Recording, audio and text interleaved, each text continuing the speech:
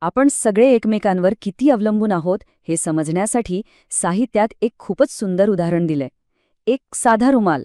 हो, आपल्या खिशात किंवा बॅगेत असलेला एक साधा रुमाल. तो फक्त एक कापडाचा तुकडा आहे असं वाटतं, पण खरं तर त्यात अख्ख्या समाजाची मेहनत विणलेली आहे. त्या रुमालाचा प्रवास जरा डोळ्यांसमोर आणा. कुठेतरी एका शेतकऱ्यानं घाम गाळून कापूस पिकवला असेल. मग लोहार आणि सुतारानं त्याच्यासाठी नांगर, अवजारं बनवली असतील. कुणा इंजिनियरनी फॅक्टरीतली मशीन डिझाईन केली असेल. विणकरानं तो विणला आणि विक्रेत्यानं तो आपल्यापर्यंत पोचवला. आणि थांबा, ही तर फक्त वरवरची साखळी झाली.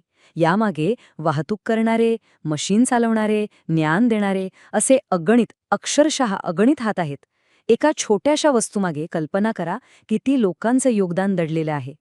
आणि लक्षात घ्या, हे कर्ज फक्त पैशांनी मोजता येणारं नाही, मुळीच नाही. हे कर्ज आहे श्रमाचं, सहकार्याचं, भावनांचं. आईवडिलांनी केलेल्या त्या निस्वार्थ प्रेमाची किंमत कशी लावणार? गुरूंनी दिलेल्या ज्ञानाचं मोल कसं करणार? हेच, हेच ते अदृश्य ऋण आहे जे आपण आयुष्यभर आपल्यासोबत घेऊन फिरत असतो. या ऋणाच्या यादीत कोण नाहीये?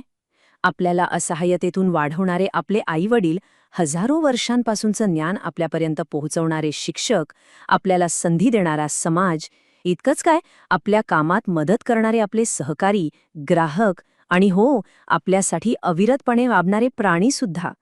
कळत नकळतपणे आपण या सगळ्यांचे ऋणी आहोत.